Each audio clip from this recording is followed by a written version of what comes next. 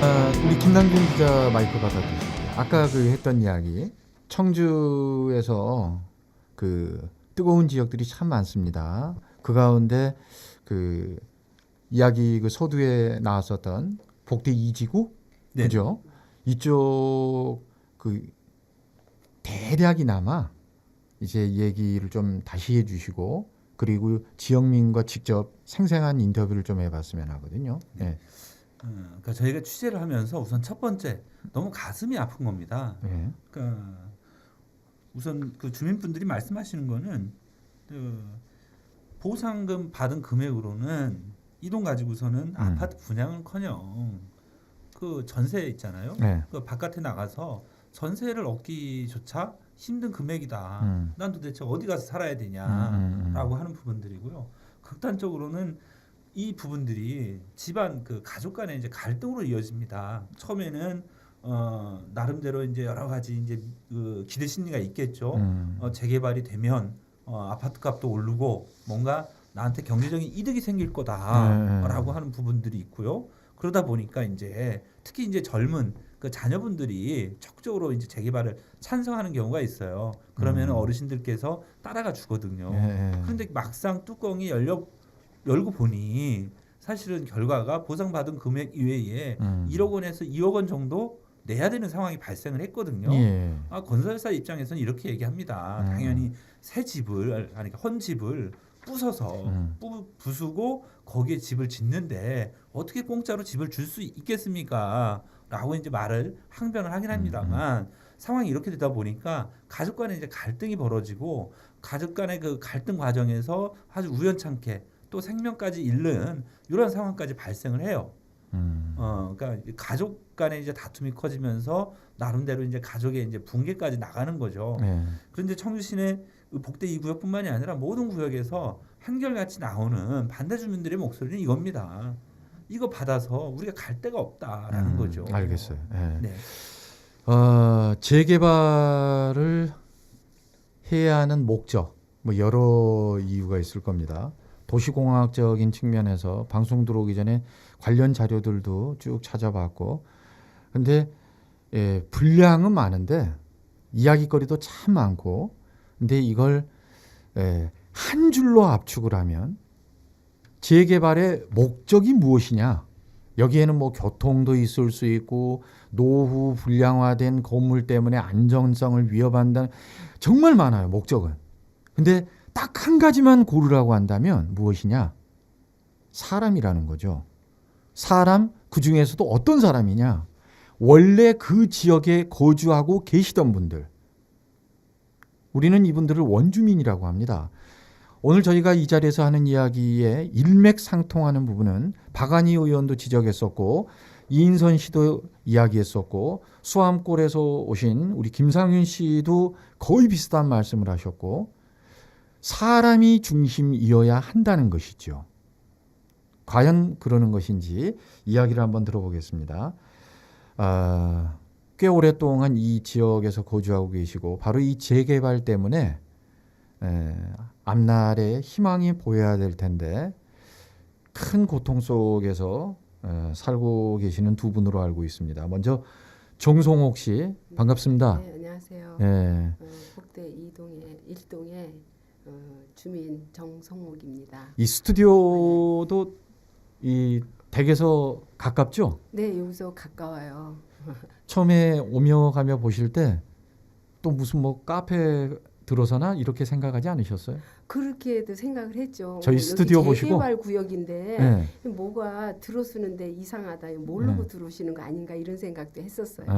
근데 이제 얼마 전에 이제 아시는 분 통해서 이렇게 인터넷 방송국이 들어선다더라. 방송이 들어선다 그래서 어머 그럼 우리 거기 나가서 이 얘기 잘하셨어요. 재개발에 대해서 뭐 부당한 거에 대해서 우리 얘기해도 되냐 그랬더니 어머 해도 된다고 그래서 이렇게 이제 두서없이 와서 얘기를 하게 됐는데 제가 저 시의원님한테 한 말씀 여쭤봐도 될까요? 우리 구역에 우리가 이제 반대 동의서를 25% 이상 받아오면은 심의를 거쳐서 주민 동의를 얻는다고 했었거든요.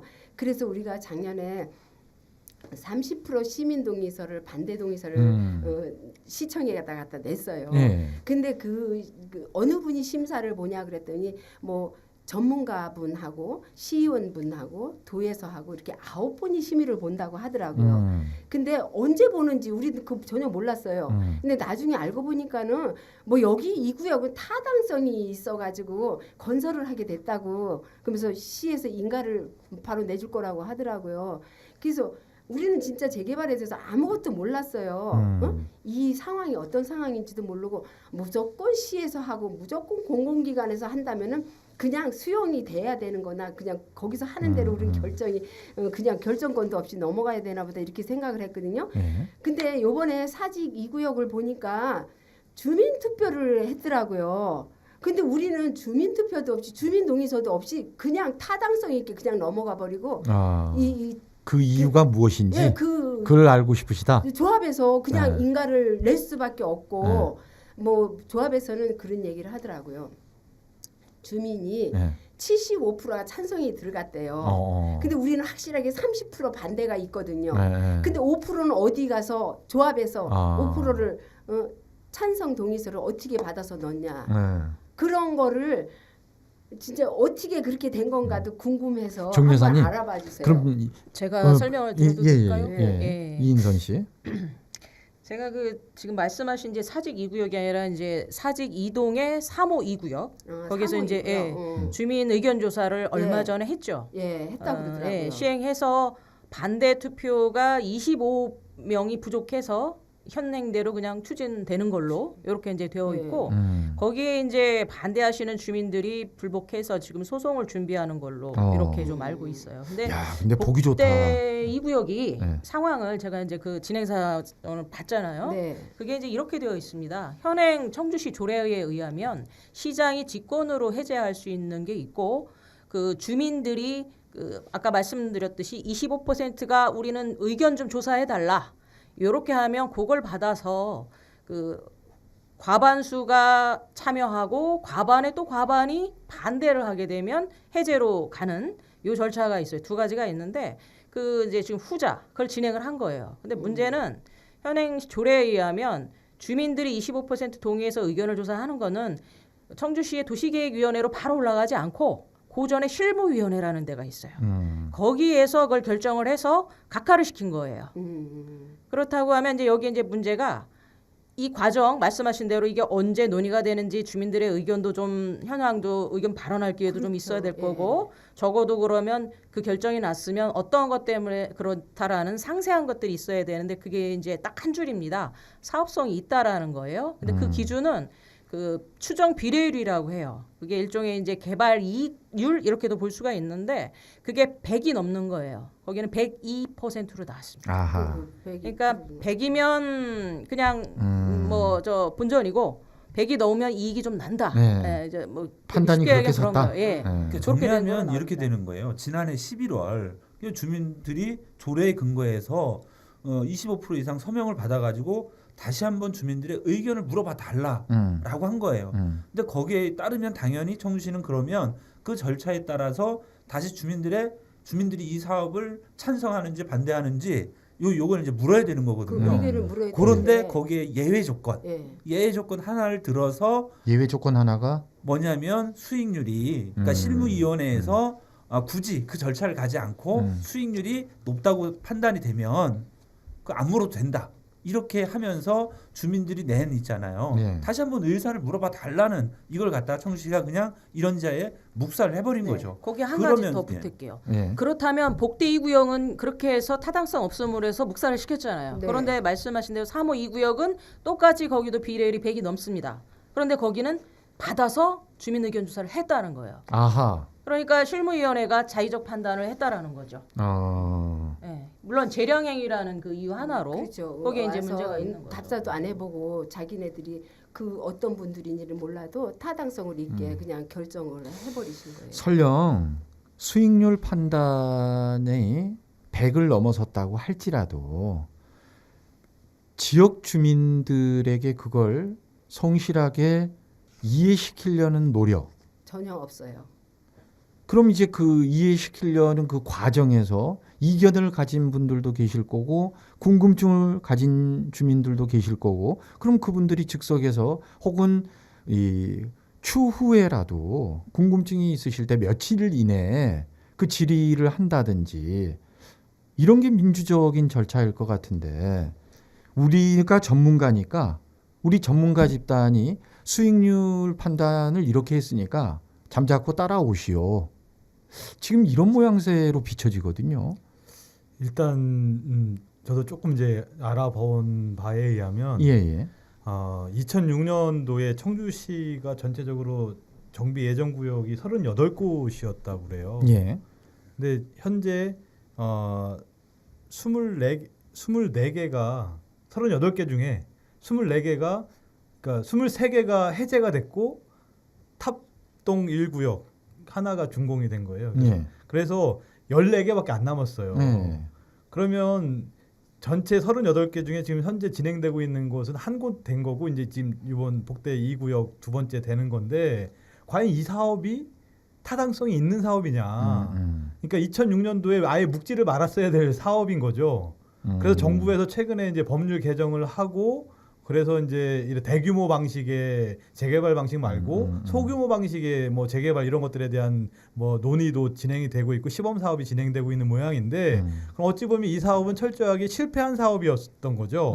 근데 10년 이상 이제 지나면서 기투입된 예산들과 설립된 조합들의 이런 것들 때문에 실제 이것을 시장 직권으로 해제를 하지 못하는 거예요. 그래서 예. 자, 그리고 지역민 가운데 한 분이 또 계십니다. 우리 김태곤 선생님 반갑습니다. 예, 안녕하세요. 예. 아까 그 김남균 기자가 예. 그 지역민 원주민 이야기를 하는 과정에서 예. 가족 간의 불화의 원인이 되기도 했다. 혹시 우리 김 선생님 댁에서는 뭐 그런 예, 저도 이제 저는 배운 것도 없고 아는 것도 없고 그래서 큰아들이 대학 나왔고 이제 서울서 직장을 생활을 하다가 청주로 왔어요. 네. 청주로 와서 마치 그 조합 그 아줌마가 와서 얘기를 하더라고요. 아빠는 배운 것도 없고 그러니까 네가 한번 알아서 해봐라. 일임을 하셨군요. 예. 그랬더니 지가 이제 써서 주고 이러고 하더라고요. 써서 예, 써서 이제 그 아줌마한테 이제 예. 얘기를 한 거예요, 이제. 예. 그러면서 내가 그 이튿날 그 애는 직장을 나가고 그 이튿날 내가 가지고 서류를 갖고 갔어요. 예. 갔더니 몇 평이냐 가서 50. 대지가 50평이고 예. 그다음 몇 평을 얘기를 했느냐 그래서 25평을 얘기합니다. 25평은 신청자가 많아서 나갔으니까 34평이 있는데 34평도 가능하다 그러더라고요. 지금 25평, 34평 이 말씀하시는 게 예. 여기를 재개발해서 새 아파트가 들어섰을 때 그 평수를 얘기하시는 거죠. 예. 말씀하시죠. 예. 그래서 이제 저도 동의를 했죠. 예. 그 내가 땅이 들어가는데 땅 50평에다가 25층을 지어봐도 돈 얼마나 버느냐. 나는 그것만 생각해요. 아파트를 공짜를 주고 이익 배당금 나오면은 그것도 논아준다. 그래서 저는 흡족했죠. 그래갖고 나중에 알고 보니까 그것이 아니더라고요. 그래서 우리가 반대파들하고 해서 우리가 주민들하고 합의를 해서 이제 또 시청에 가서 이제 우리가 이제 탈퇴 쪽으로 해서 우리 주민들이 가서 탈퇴 선언을 해가지고 굉장히 싸웠어요. 또 조합에서 자고 조합장이 또 다 우리를 버리고 나가고 안 들어온 거예요. 그게 시에 가서 얘기를 했더니 조합장이 들어와서 얘기를 한 거예요. 그 탈퇴 서류를 안 해주면 우리 안 나가겠다. 그래서 조합에서 두 분이 잤어요. 그래서 잤더니 그 이틀 와서 탈퇴 서류에 다 도장을 찍어서 탈퇴를 했습니다. 했으면은 저희들이 조합 이거를 복대 이지구를 모두 한 건 아니에요. 허대 지대로 땅값을 쳐서 주고 단지 가서 살 수 있는 그런 땅값을 쳐서 주면 저희도 동의를 하겠다. 그런데 아주 거저 가져가려고 그래요. 그 거저 가신다는 그 기준이 공시지가. 공시지가로. 아. 대지가 50평이고 건평이 27평인데 예. 거기다 1억 1천 얼마를 해놓은 거예요. 예. 그럼 그 돈 갖고 어디 가서 전세도 못 얻어요. 그러면은 여기가 땅값이 그러기 전에는 400, 500개씩 갔어요. 그럼 우리 정 여사님, 네. 이 재개발 사업 이야기가 나오기 전에 혹시 그 매매가 그 동네에서 이루어지는 그런 걸 옆에서 뭐 들은 그쵸. 적도 듣고 보고 했는데 지금 현재 그 당시에는 보통 그 당시엔 보통 300, 400 이렇게 평당? 했어요. 평당가가. 300, 400. 근데 지금 우리 밑에 블록에도 네. 지금 현재 매매가가 500, 600이에요. 아하. 이 큰 도로가는 또 더 비싸죠. 비싸겠죠? 예. 네. 그런데 안쪽에 들어가 있는 주택의 그 일면 도로 이런 데도 지금 현재 매매가가 400 이상 지금 현재 엊그저께도 매매된 게 560 매매됐다고 들었어요. 네. 그리고 현재 뭐 이분도 말씀하셨지만은 아까 기자님도 말씀하셨지만은 진짜 헌집 주고 새집 지어준다니까는 얼렁 내놓죠. 지금 50평에 34평 그냥 공짜로 줘준다고 하니까는 다들 그 수익성을 보고서는 뭣도 모르고 다들 찬성의 도장을 찍었어요. 상식적으로 우리는 재개발에 대해서 뭣도 모르는 사람들이 그 높은 층수에 올라가는 거는 이익이니까 우리를 나눠주는구나. 집도 공짜로 지어주고 이익금도 준다고 하는구나 이렇게 생각하고 주민들이 다 동의서를 찍고 또 조합에서 나온 쉽게 말해서 뭐 우리는 그 용어도 잘 몰라요. 뭐 동그라미 가입표 하니까 OX 요원이다 이렇게 해서 그냥 그분들이 오셔서 설문조사라고 와요. 오면은 그분들이 요구르트 사갖고 오고 뭐 음료수 사갖고 와서 그냥 1시간이고 2시간이고 할머니들하고 할아버지들하고 뭐 대화를 해요. 지금 여기 이렇게 주택 가지고 계시면 힘드시지 않냐. 관리하기도 힘들고 청소하기 힘드신데 아파트 들어가시면은 우리가 원하시는 평수 주고 또 이익금도 드릴 건데 여기다 쓰세요. 그래서는 나는 배우질 못해서 이름도 못 쓰겠다. 그러면은 그분들이 그럼 제가 써드려도 될까요? 하고서는 자기네들이 써가지고 간 사람들 많아요. 그런데 이제 어떤 분이 나는 잘 모르니까 우리 아들이 오면 얘기할 테니까 여기 책자에다가 전화번호하고 이름 좀 써다오 해가지고 써놓고 갔는데 나중에 전화를 해보니까 엉뚱한 전화하고 엉뚱한 이름을 써놓고 갔더라고요. 엉터리로. 예, 그 조합에서 용역을 시켜서 이제 뭐 교육을 시켜서 내보냈겠죠. 어머니 아버지들을 연세 드신 분들을 아주 뭐 지겨울 정도로 설득을 시키는 거예요. 이 지금 현재 주택에 살면 불편한 게 많은데 아파트 편안하게 사시고 이익금을 주신다는데 왜 못 하시냐? 그러면 여기 평당가가 얼마 되겠냐? 그러니까는 그분한테는 골목에 사시는 분인데 최하 가격으로 쳐줘도 300에서 350은 쳐주지 않겠냐. 그렇게 얘기를 해드려요. 그래서 이분 생각에는 아파트도 받고 그 나머지는 돈으로 받으면은 나 노후에는 그 돈 가지고 그렇죠. 편하게 살겠다 이런 생각을 하시고 마음대로 써가라고 주민등록증까지 내놓고 써갔대요. 근데 조합에서는 이제 본인이 쓴 것처럼 이제 그 서류 작성을 했겠죠. 예. 자, 김남균 기자. 네. 그런데 그 주택 그 조합 측, 조합 측에서는 우리는 그런 말을 했을 리가 없다, 하지도 않았다. 이렇게 얘기를 하는 것 아니겠습니까? 네, 그러니까 주민들의 주장에 대해서 주택조합은 전혀 사실이 아니다라고 이제 말을 하고 있습니다. 주택조합 관계자는 헌집을 철거를 한 뒤에 새 집을 짓는 건데 어떻게 공짜로 줄 수가 있다고 하냐. 또한 사업이 구체적으로 추진도 안 됐는데 사업 계획도 나오지 않았는데 사업 계획도 나오지 않았는데 수익을 미리 예측을 해서 얼마가 될 거다 이렇게 할 수 있는 주택조합은 전혀 없다. 주민들의 주장은 사실이 아니다라고 반박했습니다. 자, 우리 김태권 선생님, 당시에 그 김 선생님 댁을 방문했었던 그분은 분명 조합원이라고 이야기를 했습니까? 예, 그렇게 얘기했어요. 조합에서 왔다고 조합에서 왔다. 예. 남성이었습니까, 여성이었습니까? 여자였어요. 처음에는 여자 둘이 왔다가 나중에는 혼자 왔어요. 예, 예. 그때는 내가 이제 회사 다닐 때고 예. 밤에 늦게 왔더라고요. 대문도 이제 잠가놨는데 문 열고 들어왔더라고요. 어허, 예. 그래갖고 이제 그런 얘기를 한 거예요. 예. 그러면은 이제 25평 받고 아파트를 지으면 이익금도 나눠주겠다. 달콤하게 말해놓고는 나중에 알고 보니까 그럴 리가 어디가 있냐. 자, 정 여사님, 정 여사님 네. 댁도 그럼 물론 그 인물이 다녀갔겠네요.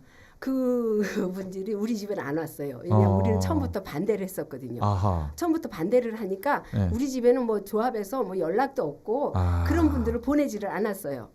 지금 그럼 오늘 나와서 하신 이야기는 이웃 주민들 이야기를 그 이웃 주민 얘기고 이제 우리 집도 네. 수용이 된다고 하니까 반대죠. 예. 그리고 저희한테도 이제 직접 목격하신 경우도 있었습니까? 그렇죠. 이제 주민들이 나오셔서 저 아줌마가 저 아가씨가 이렇게 써달래서 써뒀다 그렇게 말씀을 하시더라고요. 자, 다시 김남균 기자. 네. 그럼 그 조합에서 나왔다라고 얘기했다는 그 여성 찾을 수는 없는 것입니까? 이미 상당 기간 시간이 지났기 때문에 예. 현실적으로 찾기는 힘들 것 같습니다. 조합에서 명단을 안 줄 거예요. 그죠? 그리고 그 지금 말씀하실 때 이제 용역에. OX 요원이라고 말씀하셨잖아요. 네. 이게 이제 OS 요원. 그러니까 이제 아웃소싱 요원이에요. 아하. 그러니까 이제 조합에서 나온 건 맞는데 조합에서 하는 일들을 대신해서 해주는 외부 용역업체 직원들이었죠. 임시직 아르바이트 분들한테서 그럼 지금 이분들은 들어오는 거니까. 이제 일정한 팀에게서 원하는 답을 얻어내는 교육을 받고 예, 따로 받죠. 그렇죠. 교육을 받고 아마 그 전화도 임시폰으로 만들었을 겁니다. 아하. 예. 그래서 그분들이 이거에 대한 책임이나 이런 거를 전혀 당연히 가질 수가 없고 그 조합의 뭐 서면 동의를 받기 위한 그 업무를 위탁받은 이제 그런 거죠. 그래서 뭐 찾는다고 하여도 그분에게 책임을 묻기는 어렵죠. 이게 법적으로 어떻게 구제받을 수 있는 길은 없을까요?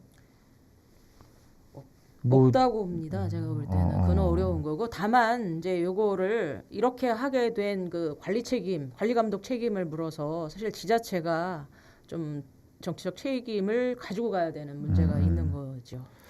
그럼 우리 복대동은 그냥 조합에서 하는 대로 수용될 수밖에 없다는 거죠.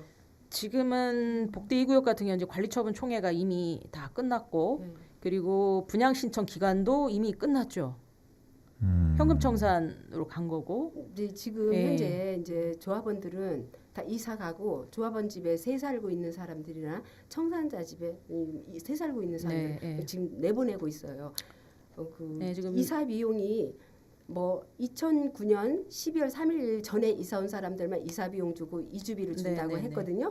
그런데 지금은 그게 아니에요. 1년도 안 된 사람도 이사 비용을 줄 테니까 나가라고 막 그러고 있어요. 그래서 뭐 1년 됐으니까는 뭐 40만 원 줄게. 그래서 안 나간다. 그랬더니 60만 원 줄게 나가라 이래요. 그래서 그 이사 비용 그거 받고 나가고 싶어 가지고 나가는 사람들이 지금 부지기수예요. 지금 나가고 있어요.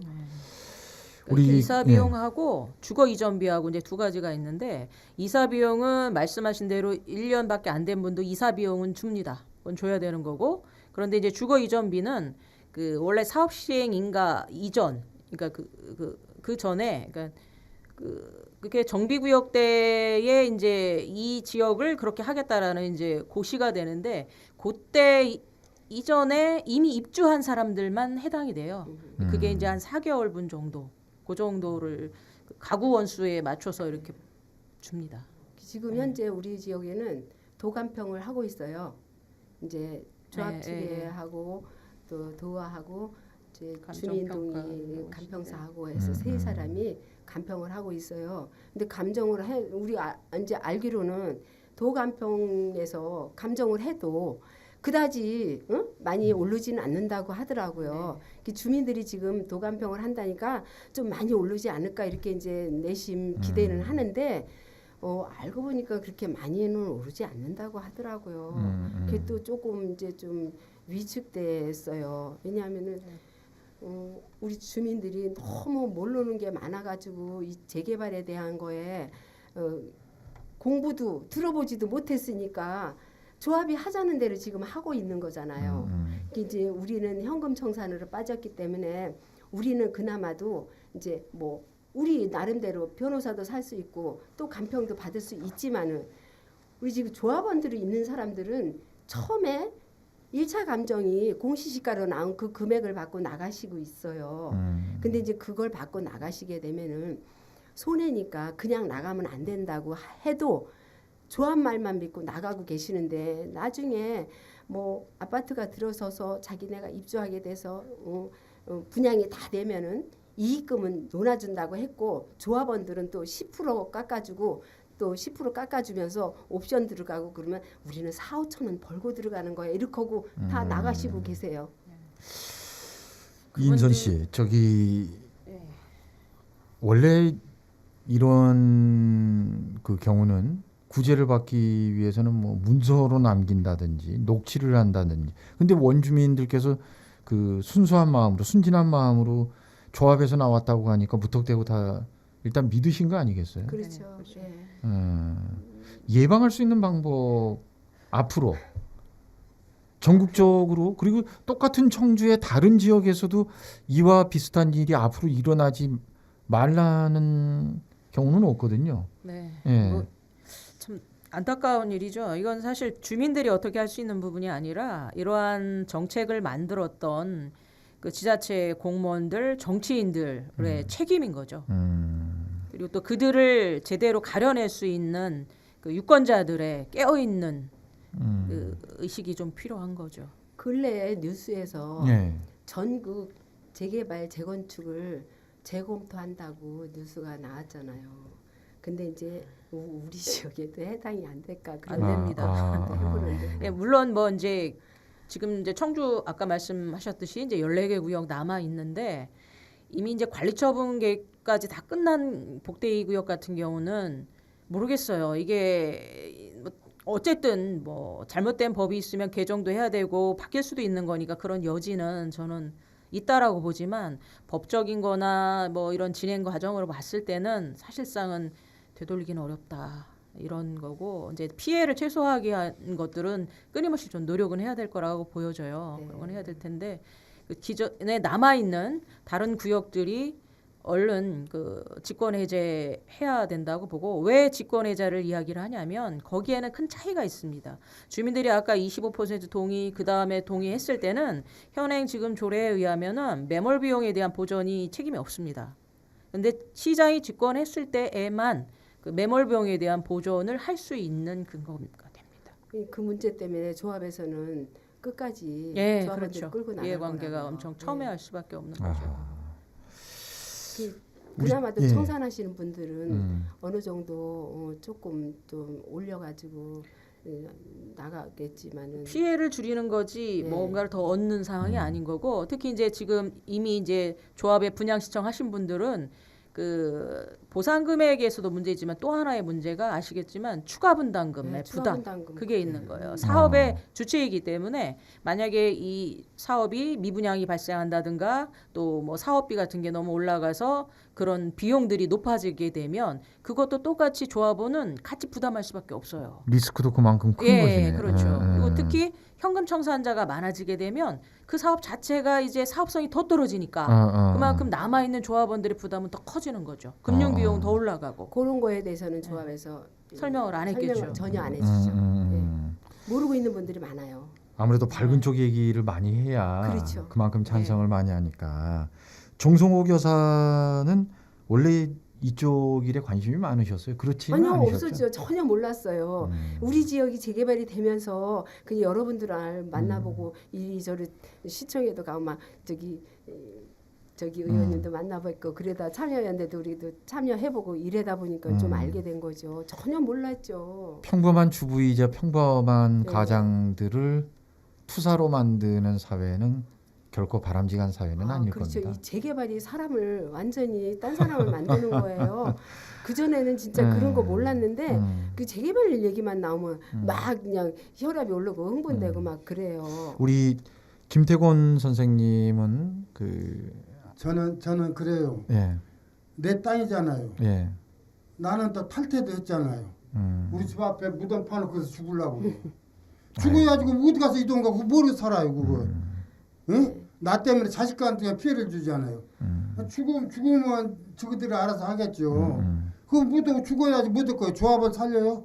나 이 돈 갖고 어디 가서 살 거예요. 1억 얼마 가지고. 김 선생님은 아드님이 제 아들 하나는 나 때문에 참 안타깝게 재산을 갖고 또 이제 작은 아들하고 살고 있고 이제 딸 하나는 시집 가서 잘 살고 있어요. 내가 너무나 그냥 고통을 줘서 그랬는지 또 이제 병원에서는 심장이 나빴다가 갑자기 나빠서 갔다 오는데 내가 참 안타깝죠. 내가 너무나 면박을 주고 이렇게 갈지 알았으면은 조용히 있었으면 좀 더 오래 살지 않았을까 이런 마음도 있고. 제가 옆에서 이웃이니까 옆에서 보면 정말 안타까워요.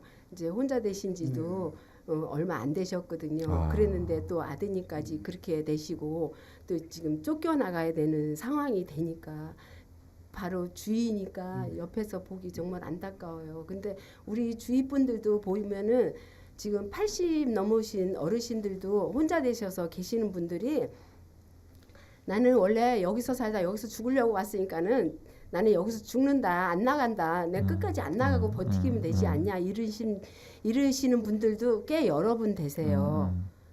그래서 이 난관을 어떻게 구제받을 수 없나 하고 지난번에 우리 기자님을 만나서 말씀드렸더니 글쎄요 어떻게 한번 돌파구를 찾아보자고 그렇게 말씀하셨는데 지금 이인선 의원님 말씀 들어보니까 우리 지역은 뭐 어떻게 구제도 안 될 것 같네요. 도정법상 구제받을 길이 없다는 것이고 다른 방법을 찾아야죠. 사람 사는 일인데 당연히 찾아봐야죠. 다른 방법이 있을까요? 찾아봐야죠. 걱정돼요. 박완희 의원은 시의원 내가 이래서 됐구나. 이런 생각을 오늘 좀 가지셨을 것 같아요. 두 분 이제 여기 원 주민분들 말씀을 들으니까 정말 속이 상하고요. 이제 형식과 내용은 달랐지만 2003년도 4년도 산남동에 택지 개발을 할 때도 마찬가지였었어요. 그때도 이제 보상을 제대로 못 받았던 원주민들이 계셨었고 그 원주민분들은 두꺼비를 지키는 일에 같이 도와주시고 힘을 모아주셨었거든요.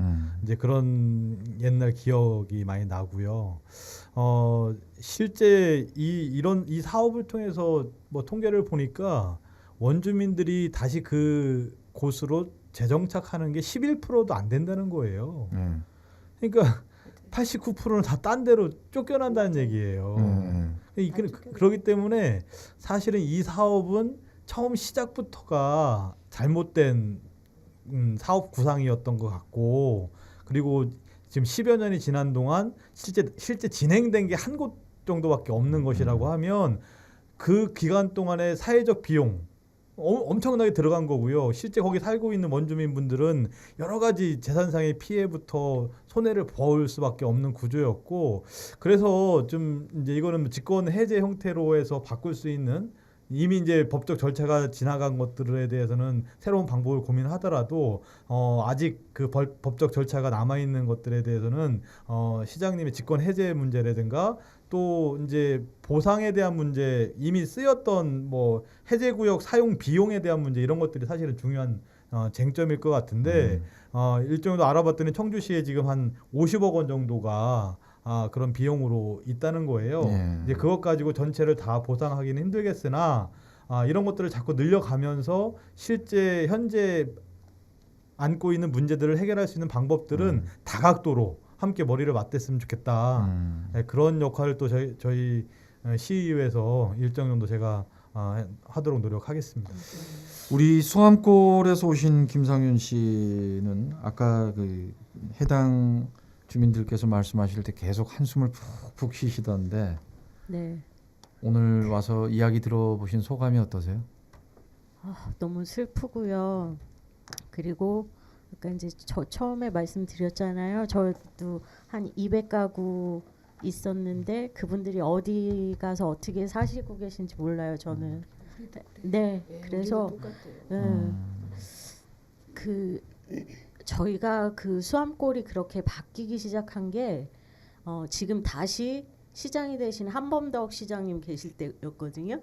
근데 그때 이제 참 어이가 없다고 생각했던 게 뭐냐면 우리는 그 슬레이트 지붕에 살고 있는데 전주의 한옥마을을 이렇게 표방을 하겠다고 하면서 화장실을 20몇 평으로 해서 한옥으로 그 관광객용 화장실에 져놓은 거예요.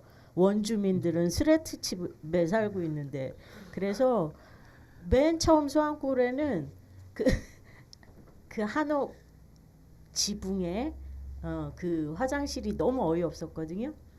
근데 지금은 그 옆으로 근린생활시설이라고 하죠. 휴게업 이게 굉장히 많이 들어왔는데 분양이 하나도 안 되고 있어요. 어찌나 꽃인지 모르고 네, 정말 너무 행복하고요. 그리고 그런데 다시 한범덕 시장님이 되셨어요.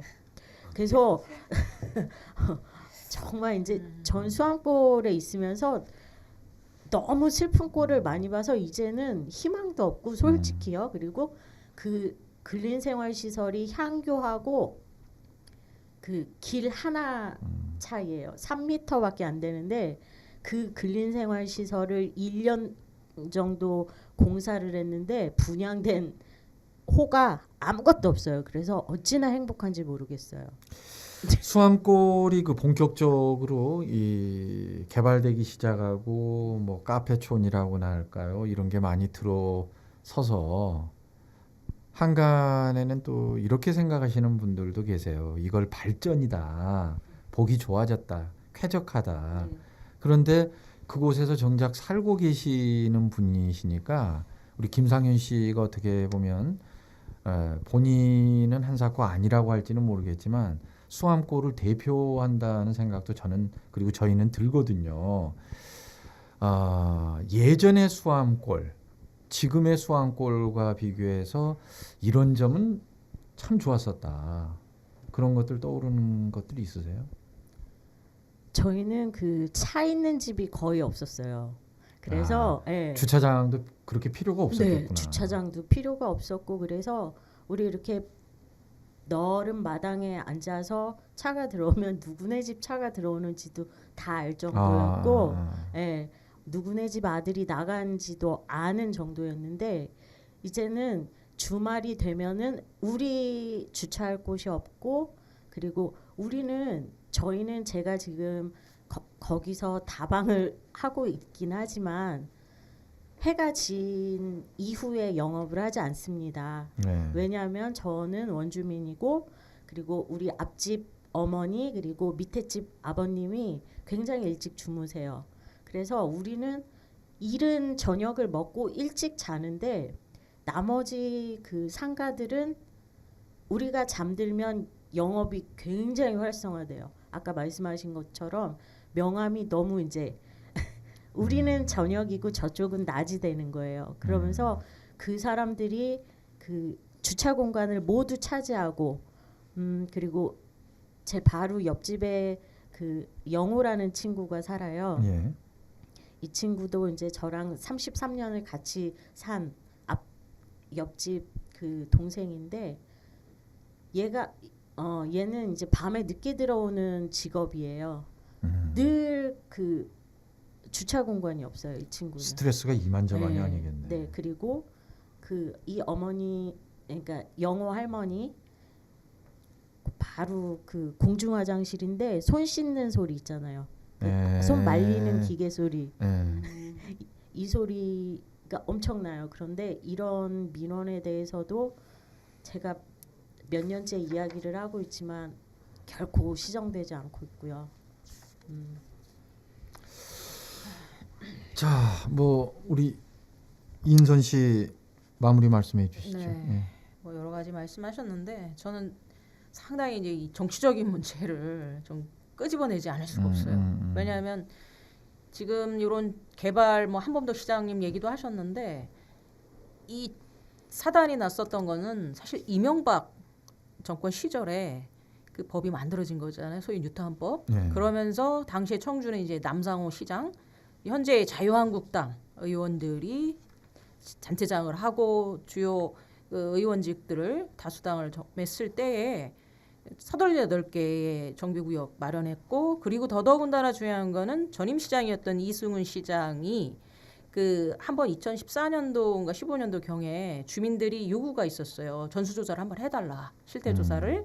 그래서 사업성이나 뭐나 이런 걸 다 조사했는데 그럴 때에 15에서 75%밖에 안 나왔어요. 그 비례율이라는 게.